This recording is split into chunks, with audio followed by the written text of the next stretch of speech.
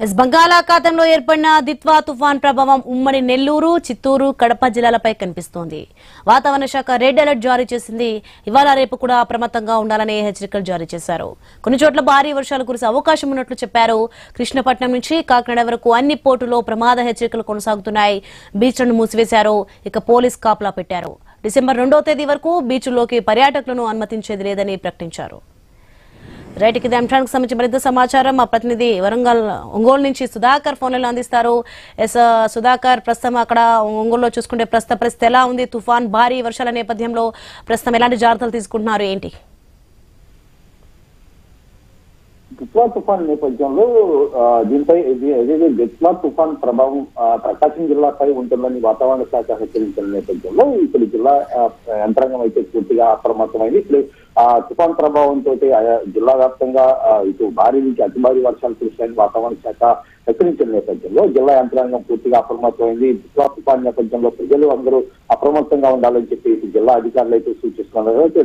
దిత్వా తుఫాన్ ప్రభావంతో ఇప్పటికే ఏదైతే తీర ప్రాంత మండలాలైన కొత్తపట్నం, మడనూరు, ఈతమొక్కల, పాకల, ఊళ్లపాలెం, చీరాల ప్రాంతాలను మాత్రం పూర్తిగా అధికారులు అయితే అలర్ట్ చేశారు. సముద్ర తీర ప్రాంతాలపై ఈ ప్రభావం ఎక్కువగా ఉంటుంది. భారీ వర్షాలు కురుస్తాయని వాతావరణ శాఖ హెచ్చరించిన నేపథ్యంలో ఇటు తీర ప్రాంత మండలాలను ప్రజలను కూడా పూర్తిగా అధికారులు అయితే అలర్ట్ చేశారు. ఇప్పటికే సముద్రంలోకి చేపల వేటకు వెళ్ళొద్దని మత్స్యకారులను హెచ్చరించారు. మరోవైపు ఏదైతే తుఫాన్ ప్రభావంతో సముద్రం అల్లకొల్లాలంగా మారి అల్లల తీవ్రత ఎక్కువగా ఉన్న నేపథ్యంలో ఇప్పుడు ఈ సముద్ర తీర బీచ్ ప్రాంతాలకు కూడా పర్యాటకులని రాకుండా పోలీసులు అయితే అడ్డుకుంటున్నారు.